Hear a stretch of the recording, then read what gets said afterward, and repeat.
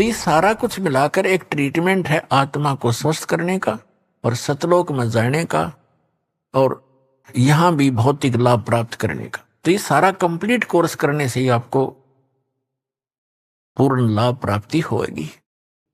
तो उन्होंने पक्का दृढ़ निश्चय कर लिया कि जितने भी यहाँ रोगी बूढ़े वृद्ध बुजुर्ग आते हैं उनके बर्तन साफ करते, उनके, क्योंकि परमात्मा के दरबार में दुखी ही ज्यादा जाते थे।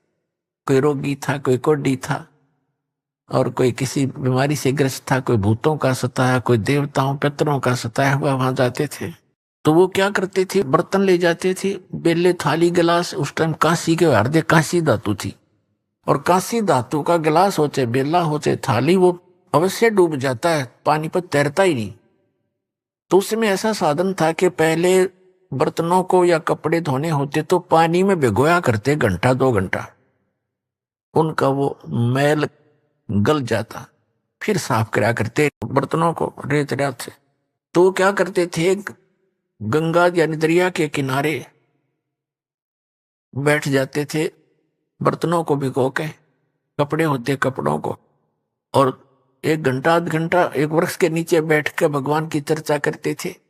और भी बैठ जाते भक्त और सत्संग में सुने हुए वचनों पर डिस्कशन किया करते थे कि हमारे साथ ऐसा दुख था, परमात्मा ने आशीर्वाद दिया, हम स्वस्थ हो गए। और भी आपस में चर्चा करते थे, हमें भी ऐसे कष्ट था, यहाँ आते हमें ये राहत मिली, ऐसा ऐसा सुख हुआ, परमात्मा आए हुए हैं, भगवान, ये तो मुनिंदर नहीं भगवान समझो। इस तरह चर्चा करते करते वो मस्त हो जाते। उधर से कोई उनका किसी का गिलास, किसी का लोटा, किसी की थाली, किसी का बेला बह जाता, उनको ध्यान नहीं रहता, किसी के कपड़ा, किसी का तौलिया, किसी की धोती वो बह जाती। और वो बेचारे मांझ मूंझ का जो इकट्ठे करके लिया कर रख देते, उठा लो अपने अपने। अब किसी की थाली नहीं, किसी का बेला नहीं, किसी का गिलास नहीं। फिर कहते भी हमारा ये नहीं मिला, हमारा ये नहीं मिला। तो कहते जी हम तो जितने ले गए थे उतने ले आए। तो और दूसरे जो भगत जाते थे सेवादार बर्तन साफ करने के लिए, वो बताया करते थे कि ये ध्यान नहीं देते, ये बैठ के गप्पे मारने लग जाते हैं और वो बह जाते हैं, इनको ध्यान नहीं रहता। तो उन्होंने आखिर में ये शिकायत परमात्मा तक पहुंचा दी कि जी आपने जो 2 भक्त हैं, ये इनको हमने मना भी कर लिया कि आप सेवा रहने दो, कि सेवा ना करो। हमारे तो गिलास कहाँ से लाए, इतनी दूर जंगल से गांव में जा करके, हम तो दुखी हो जाते हैं, हमने यहाँ 2-4 दिन रुकना है, सत्संग है। और ये मानते नहीं, रोने लग जाते हैं, कहते हैं आगे ठीक रखेंगे, ध्यान रखेंगे। और परमात्मा जी फिर भी ऐसे ही करते हैं। आप इनसे कहो कि ये हमारी सेवा ना करे, कोई और कर लेगा।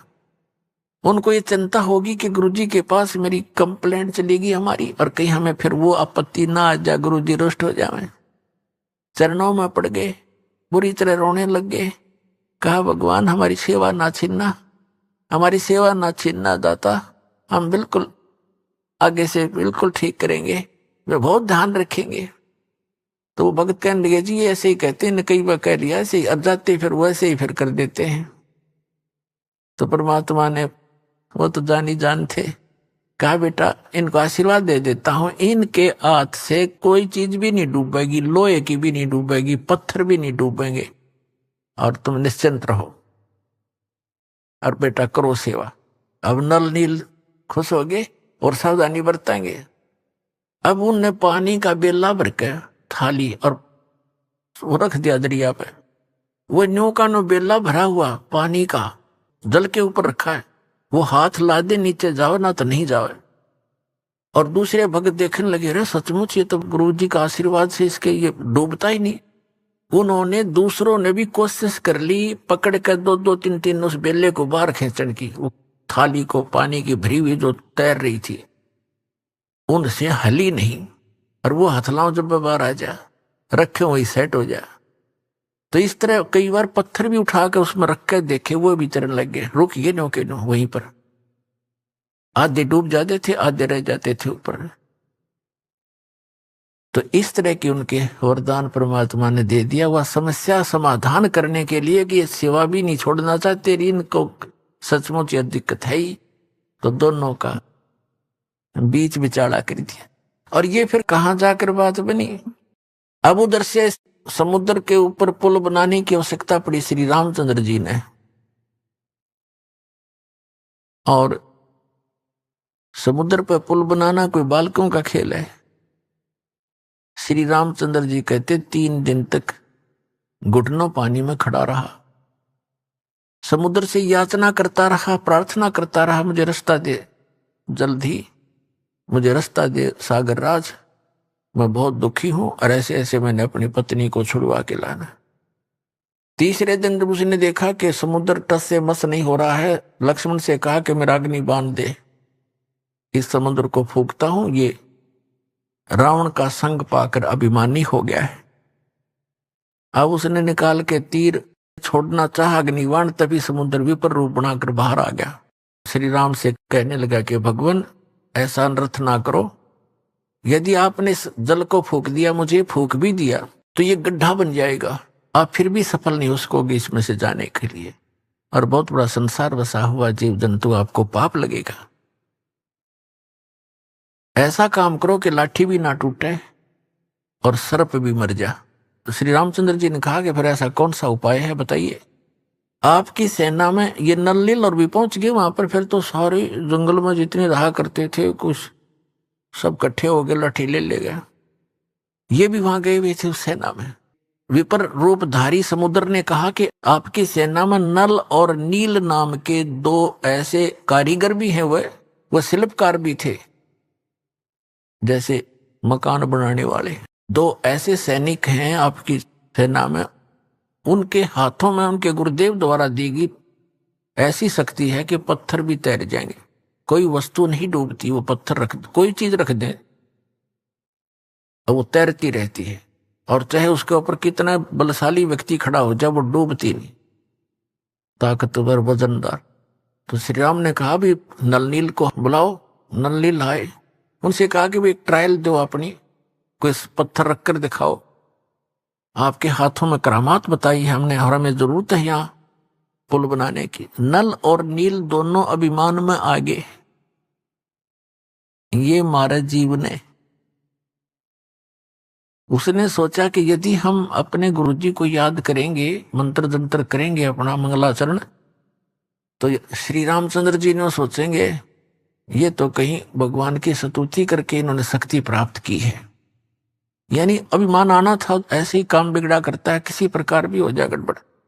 उन दोनों ने उस दिन तुरंत पत्थर उठाए, अहम था उस दिन। उन्होंने वैसे तो पत्थर उठाकर रखे करते थे, कोई भी कुछ भी चीज रख देते। उस दिन उनके अंदर एक विशेष दोष था मन में, इसलिए फेल हो गए। पत्थर उठाए रखे, दोनों के डूब गए। अब उनको तो कॉन्फिडेंस था कि अवश्य तैरेंगे, और लाइट आ गए, फिर दूसरे भी डूब गए, फिर लाइट आ गए, वो भी डूब गए।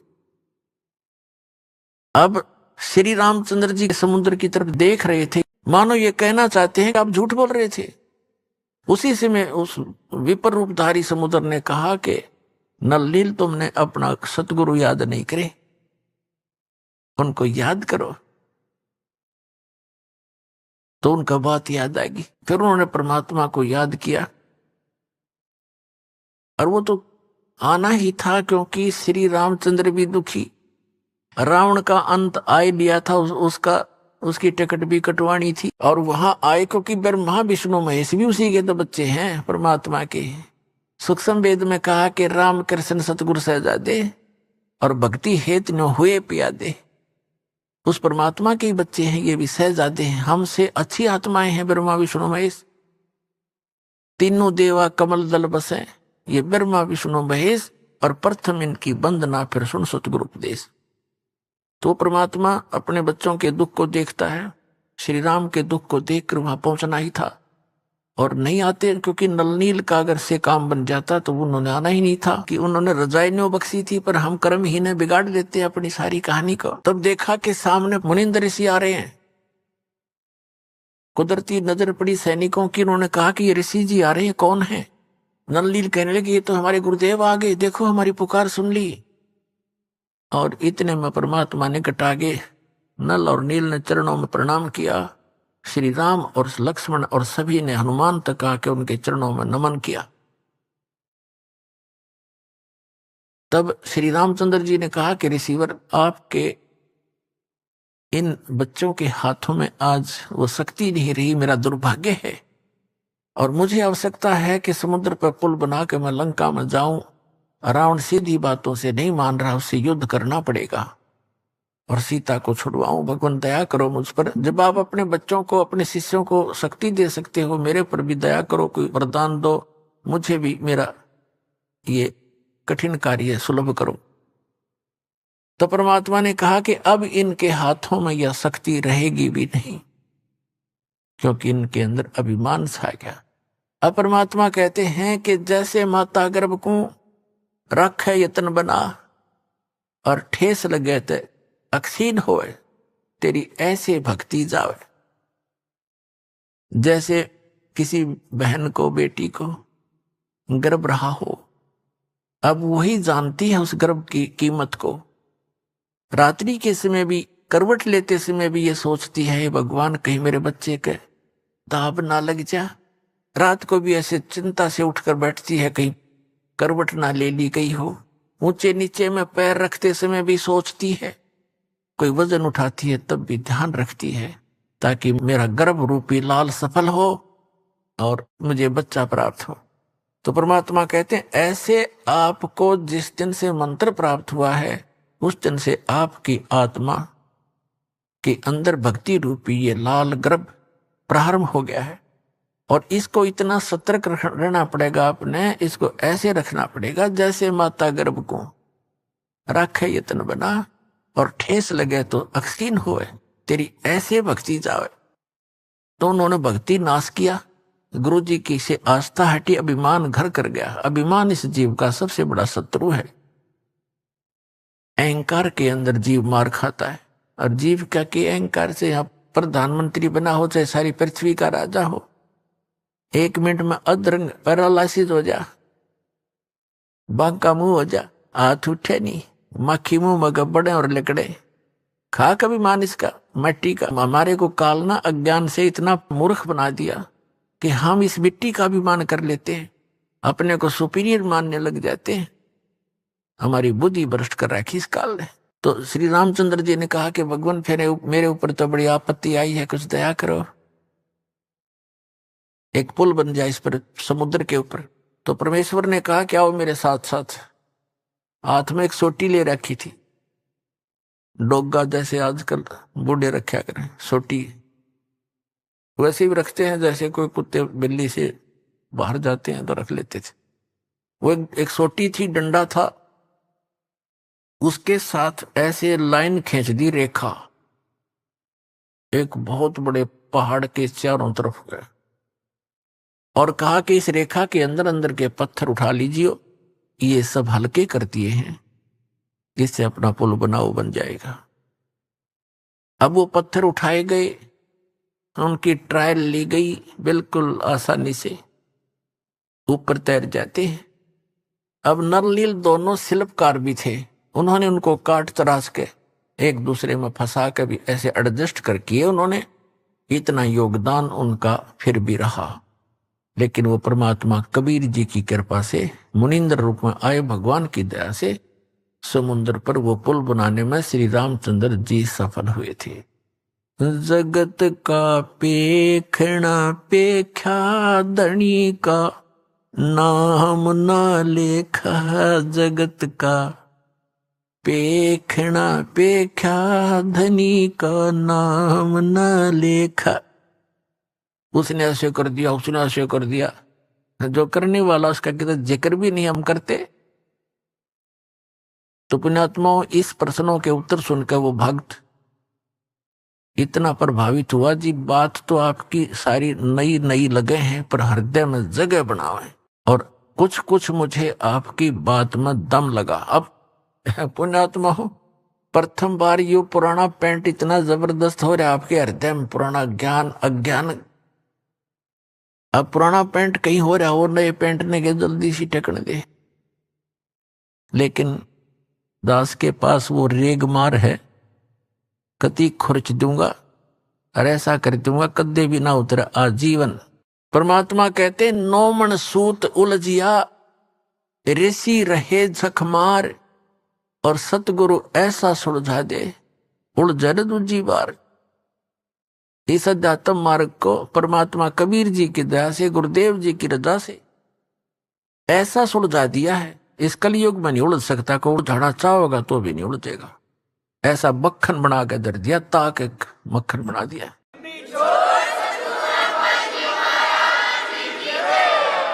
अपनात्मा, ये त्रेता युग में परमात्मा की कथा आपको सुनाई, द्वापर युग में परमेश्वर आए और करुणा में नाम से प्रसिद्ध हुए।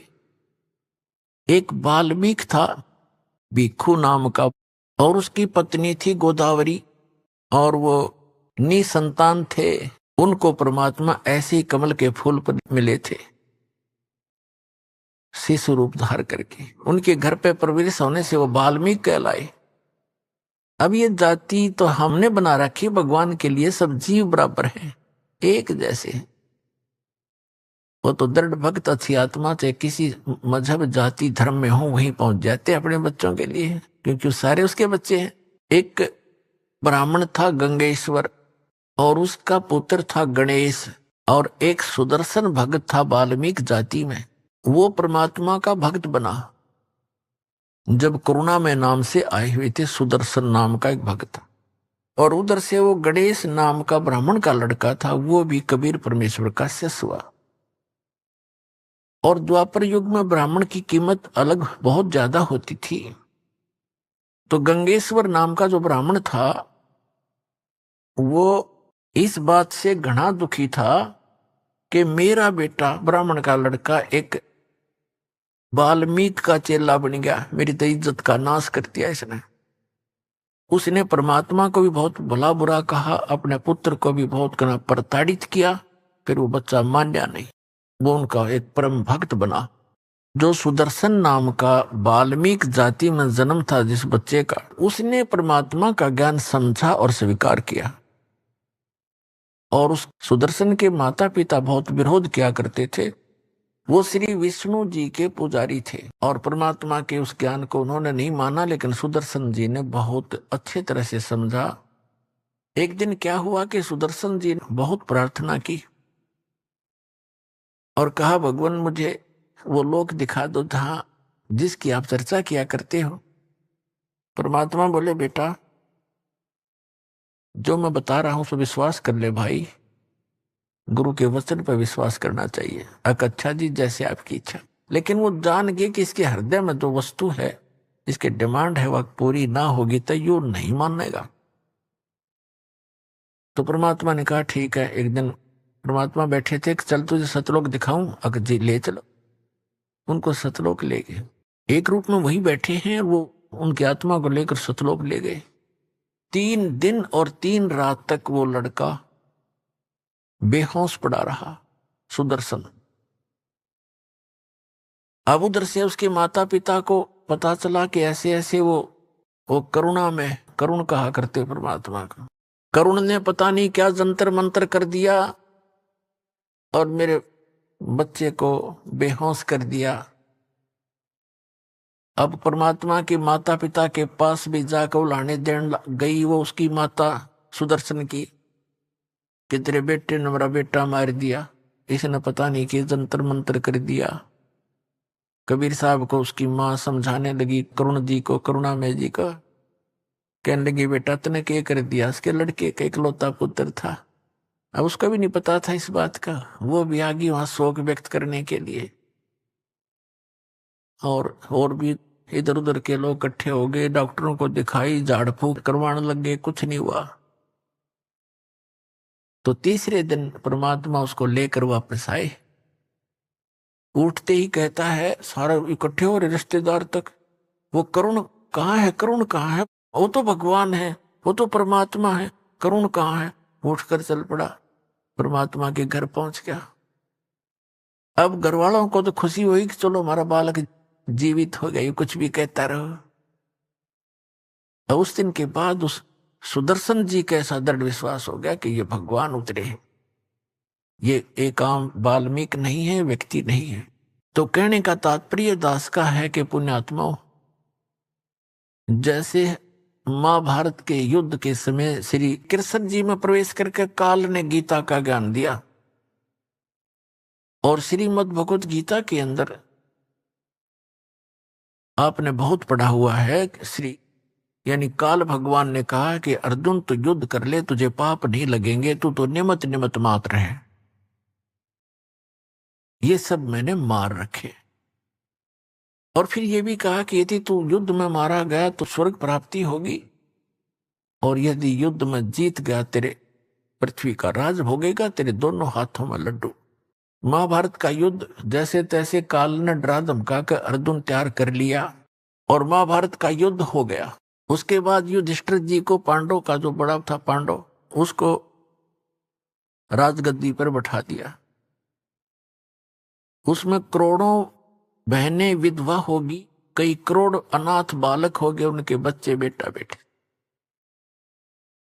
18 करोड़ व्यक्ति सैनिक मारे गए, तो उनकी कितनी पत्नियां विधवा हुई होंगी और कितने बच्चे अनाथ हुए। युधिष्ठिर राजगद्दी पर बैठ गया। अपने आत्माओं, परमात्मा कहते हैं मन तू पावेगा अपना किया रे, भोगेगा अपना किया रे। अपना कर्म का भोग तुझे भोगना पड़ेगा जब तक परम संत की शरण में नहीं आएगा। तुम कौन राम का जपते जापम, तात कटे न ये तीनों तापम।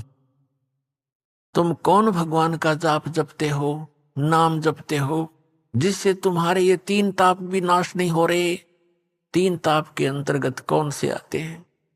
जैसे कोई किसी पर जंतर मंत्र कर देता है, कोई किसी को श्राप दे देता है, कोई किसी के घर प्रेत छोड़ देता है, कोई प्रेत आत्मा बाधा करती है, प्रेत बाधाएं हो जाती। ये 3 ताप होते हैं।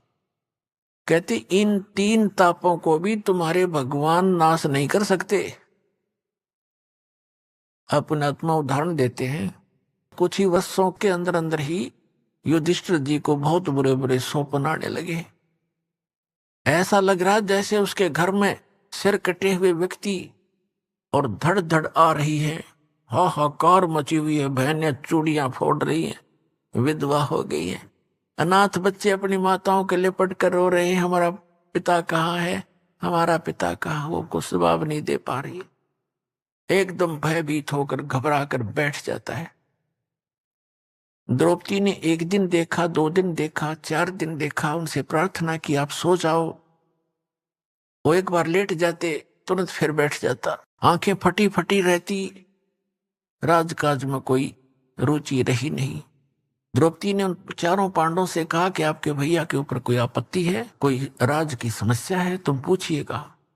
उन 4 ने प्रार्थना की कि भैया आपको कोई ऐसी समस्या है तो हमें भी साथ लो। कहते हैं अपने मन का दुख बताने से बट जाता है, कुछ बताओ क्या कहानी है।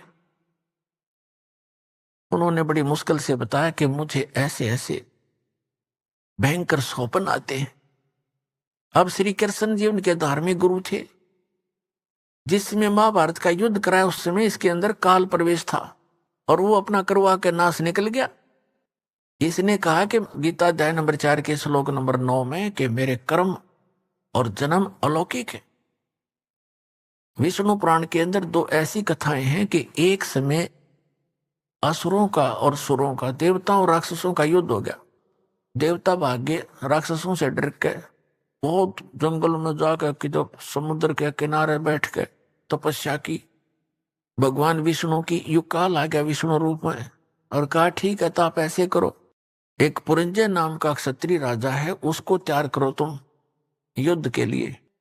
इसने कहा मैं उसमें प्रवेश करके और सब राक्षसों का नाश कर दूंगा, तुम उन राक्षसों को ललकारो जाकर युद्ध के लिए और पुरंजय को प्रसन्न करो, आपके साथ खड़ा खड़ा हो जाए वहां पर, उसके अंदर मैं प्रवेश करके उनको मार डालूंगा। अब देखिएगा, यह है श्री विष्णु पुराण, गीता प्रेस गोरखपुर से प्रकाशित है, सचित्र हिंदी अनुवाद सहित। गीता प्रेस गोरखपुर से प्रकाशित है। इसके कौन है संपादक? इसके संपादक हैं मुनीलाल गुप्त, अनुवादक है मुनीलाल गुप्त, और गीता प्रेस गोरखपुर से प्रकाशित है। इसके 233 पृष्ठ पर दिखाते हैं आपको। ये है चतुर्थ अंश, और 233 पृष्ठ पे चतुर्थ अंश के अध्याय नंबर 2 के हम यहां आ जाते हैं। पूर्व काल में त्रेता युग में एक बार अति भीषण देव असुर संग्राम हुआ। उसमें महाबलवान दैत्यगण से पराजित हुए हार के देवताओं ने भगवान विष्णु की आराधना की। तब आदि अनंत शून्य अशेष जगत प्रतिपालक श्री नारायण ने देवताओं से प्रसन्न होकर कहा, आप लोगों का जो कुछ भी अभिष्ट है वह मैंने जान लिया है। तुम जो चाहते हो उसके विषय में यह बात सुनिए। राजऋषि ससाद का जो पुरंजय नामक पुत्र है, उस अक्षत्रिय श्रेष्ठ के शरीर में मैं अंश मात्र से स्वयं अवतीर्ण होकर उन संपूर्ण दैत्यों का नाश करूंगा। अतः तुम लोग पुरंजय को दैत्यों के वध के लिए तैयार करो। अब इसका क्या अर्थ है कि देवताओं ने पुरंजय को, ससाद के पुत्र को तैयार कर लिया, उसमें काल प्रवेश कर गया और उसने राक्षसों को मार डाला, भगा दिया, देवताओं की विजय करा दी। अब और दिखाता हूं। एक बार नाग कुल के व्यक्तियों को और गंधर्व कुल के व्यक्तियों ने लूट लिया, उनको मार पीट कर भगा दिया, उनका खजाने लूट लिए। तो फिर वो नाग कुल के व्यक्ति करने लगे प्रार्थना भगवान की। वहां पर भी ये प्रकट हो गया और उनसे कहा, इस काल ने विष्णु रूप धारण करके आ गया यू, और कहा कि तुम पुरुकुत्स नामक अक्षत्री को अपने साथ मिलाओ, उसके अंदर प्रवेश करके मैं गंधर्वों का नाश कर दूंगा। ऐसा ही किया। देखिएगा ये चतुर्थ अंश और तीसरा अध्याय श्री विष्णु पुराण 242 पृष्ठ पे। यहां देखिएगा तीसरा अध्याय। यहां से पूर्व काल में रसातल में मोने नामक 6 करोड़ गंधर्व रहते थे। उन्होंने समस्त नाग कुल के प्रधान रतन और अधिकार छीन लिए थे। गंधर्व के पराक्रम से अपमानित उन नागेश्वरों द्वारा स्तुति किए जाने पर उनके श्रवण करने से जिनकी विकसित कमल सदृश आंखें खुल गई हैं, निंद्रा के अंत में जागे हुए उन जलशाही भगवान सर्वदेवेश्वर को प्रणाम कर उनसे नागगणों ने कहा, भगवान, इन गंधर्वों से उत्पन्न हुआ हमारा भय किस प्रकार शांत होगा? तब आदि अनंत रहित भगवान पुरुषोत्तम ने कहा, युनासव के पुत्र मानधाता का जो पुरुकुत्स नामक पुत्र है, उसमें प्रविष्ट होकर उसमें प्रवेश करके प्रेत की तरफ प्रवेश करके मैं उन संपूर्ण दुष्ट गंधर्वों का नाश कर दूंगा। तो इसके कर्म इस प्रकार अलौकिक हैं। ऐसे ही इसने श्री कृष्ण में प्रवेश करके गीता जी का ज्ञान दिया, और बाद में श्री कृष्ण जी को तो पता भी नहीं मैंने गीता जी में बोलिया क्या था। तो पुणात्माओं, ऐसे ये जुल्म करता है और उसका पाप और पुण्य जीव के सिर पे रख देता है। अब जो दास प्रसंग सुना रहा आपको कि उन सब ने सोचा कि भी हम अपने गुरुजी के पास चले, क्योंकि श्री कृष्ण जी उनके धार्मिक गुरु थे, और गीता का ज्ञान देते समय ये काल इनमें प्रवेश करके श्री कृष्ण जी में सारा ज्ञान कह गया और उनको लड़ा के मार दिया आपस में। जब तक महाभारत का सर्वनाश नहीं हो लिया तब तक श्री कृष्ण के शरीर में वो प्रवेश रहा। उसके निकलते श्री कृष्ण जी थे। महाभारत में एक प्रमाण आता है, गीता प्रेस गोरखपुर से प्रकाशित द्वितीय खंड महाभारत के अंदर, कि अर्जुन ने फिर बाद में जब श्री कृष्ण जी से कहा कि आप यहाँ से जाने वाले हो और हम विजयी हो चुके हैं, राज्य प्राप्त हो गया, आप कुछ सत्संग करके जाना और उस सत्संग में वो ज्ञान सुनाना जो आपने महाभारत के समय गीता का ज्ञान दिया था। श्री कृष्ण जी कहते हैं कि अर्जुन, तुम बड़ा श्रद्धाहीन है, बड़ा बुद्धिहीन है, तूने उस ज्ञान को याद क्यों नहीं रखा। अर्जुन कहता मैं भूल गया उस ज्ञान को। तूने उसको ज्ञान को याद क्यों नहीं रखा, तू बड़ा श्रद्धाहीन है, तू बड़ा बुद्धिहीन है, तेरी बुद्धि अच्छी नहीं है। अब मैं उस ज्ञान को ज्यों का त्यों नहीं बता पाऊंगा, क्योंकि उस समय मैंने योग युक्त होकर वो ज्ञान बोला था। ये तो फिर वो बाद में तुक्के लावा था श्री कृष्ण जी। जैसे एक प्रेत किसी में बढ़ के बोल देता है, बाद में उस आत्मा को पता नहीं मैंने क्या बोला था, और ही बताते हैं आपने ऐसे बोला था, ऐसे कहा था। तो बाद में फिर वो कहने लग जाता है कि मैं ऐसे बोला, ऐसे बोला, उसको पता कुछ नहीं होता। अब जब श्री कृष्ण जी कहते मुझे तो याद नहीं, मैं उसको दोहरा नहीं सकता ज्यों का त्यों। और तूने क्यों नहीं याद रखा बुद्धिहीन। पुण्यात्मा दास ये सत्संग कर रहा है, और आप कोई प्रथम बार सत्संग सुनने आया तो 20% याद रहेगा आपके, और वो भी कुछ दिनों के बाद। और मुझसे कभी सुन लेना तभी सुना दूंगा यदि मैंने अपने होश हवास में बोल रखा है। और जब ये कहना कि मैं योग युक्त होकर ये बोला था ज्ञान, जब तक युद्ध का आमने सामने सैनिक खड़े, वही कलेजा हिलजा आदमी का, वहां योग युक्त हो गए, पीस ऑफ माइंड था, तब योग युक्त होने में के बिजली गिरे थी उसके। तो नहीं, श्री कृष्ण जी ने वो ज्ञान नहीं बोला था। तो इस प्रकार ये काल ऐसे कर्म करता है। तो जब श्री कृष्ण जी के पास वो पहुंचे पांडव, तब श्री कृष्ण जी थे, वो काल नहीं था उसमें। तब श्री कृष्ण जी ने कहा कि तुमने जो महाभारत के युद्ध में बंधुघात किया है, भाई मारे, चाचे ताऊ मार दिए, गुरुजी मार दिए द्रोणाचार्य जैसे, और करोड़ों बहन विधवा होगी, वो पाप दुखी कर रहा है युधिष्ठिर को, क्योंकि जो राजपद पर बैठा उसको प्रथम लपेटेगा। तो फिर पांडवों ने कहा कि भगवान इसका कोई समाधान भी बताओ, आपत्ति तो आ गई है। ये 3 ताप के अंतर्गत आता है कि वो आत्माएं सता रही है, इसको प्रेत आत्माएं सता रही हैं। श्री कृष्ण जी से फिर उन्होंने पूछा इसका समाधान बताइए। श्री कृष्ण जी ने कहा कि आप एक अश्वमेघ यज्ञ करो, और उसमें पृथ्वी के सभी, क्योंकि उस समय सभी भक्त होते थे, भक्ति अवश्य करते थे, बच्चे से लेकर बूढ़े तक, चाहे किसी जाति मजहब धर्म का क्यों ना हो, क्योंकि वैसे पुण्यकर्मी प्राणी जन्मते हैं त्रेता द्वापर सतयुग में, कलयुग में आकर के बिजली गिरती है ये। और कहा कि इस पृथ्वी स्वर्ग लोक के देवताओं को भी आमंत्रित करो, सबको बुलाकर, और धर्म यज्ञ करोगे तब तुम्हारा समाधान होगा। और इस यज्ञ के अंदर सभी महापुरुषों को खाना खिलाओ, स्वर्गलोक के देवताओं तक, ऋषियों को, महापुरुषों को, संतों को, भक्तों को, रिश्तेदारों को, बहनों को, सबको बुलाओ। और फिर उसका एक लक्षण होगा यज्ञ सफलता का। यज्ञ की सफलता का एक चिन्ह बताया कि एक सुसज्जित स्टेज बना के, अलग से एक स्थान बना करके, एक मेज, और उसके ऊपर एक 5 मुख का शंख रखा जाएगा। और जब सभी भोजन कर लेंगे, अतिथि और संत महात्मा, साधु संत, देव ऋषि, उसके बाद यदि यज्ञ आपकी सफल होएगी तो वो शंख अपने आप आवाज करेगा बगैर मुख लगाए। और यदि शंख नहीं बजा तो समझ लेना आपकी यज्ञ संपूर्ण हुई नहीं, आपका दुख निवारण नहीं होगा।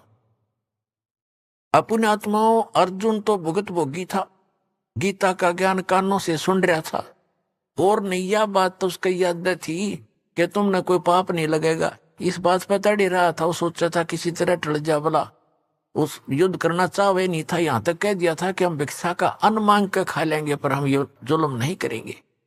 लेकिन फिर इसी दुख से तो दुखी था कि पाप लगेंगे, और पाप का समाधान उसमें सबसे पहले कर दिया कि तुझे पाप नहीं लगेंगे, मन न मार रखे तो युद्ध कर ले। अब जब उसने ये सुना कि तुम्हारे को वो पाप दुखी कर रहे हैं जो तुमने महाभारत में हत्याएं की है, अब अर्जुन के मन में वह बात घनी खटक गई, लेकिन उसको अंदर ही समा गया, अंदर ही वो घूंट पी गया अपने, कि यदि मैं आज चर्चा कर दूंगा भगवान श्री कृष्ण से कि आप जी जब गीता ज्ञान सुना रहे थे तब तो ये कह रहे थे, अब ये पाप कहां से आ गए हमारे ऊपर। तो मेरा भाई जो है ऐसे स्वभाव का है, ये ना सोच बैठे कि मेरे इस समाधान में, संकट निवारण में करोड़ों रुपये लगेंगे, क्योंकि 88,000 ऋषि, 33 करोड़ देवता, 12 करोड़ ब्राह्मण, 56 करोड़ यादव और ना जाने कितने आम जनता व भोजन करने के लिए आमंत्रित करनी थी। और उनके भोजन में कितना खर्च होना था, बहुत गना। तो अर्जुन ने सोचा कि भाई ये ना सोच बैठे कि अर्जुन मेरा समाधान नहीं चाहता है और इस खर्चे से डर के भगवान कृष्ण जी के साथ वाद विवाद इसलिए कर रहा है, और ये ऐसे स्वभाव का व्यक्ति है जब इसके मन में ये आगी बात युधिष्ठिर के, एक मर जाएगा पर समाधान नहीं कराएगा। अर्जुन ने इस बात को समझकर अपने अंदर वह सब्र की घूंट पी और चुप रहा। श्री कृष्ण जी से कहा कि आप तिथि और स्थान निहित कर दो, हम अपना निमंत्रण देने जाएं।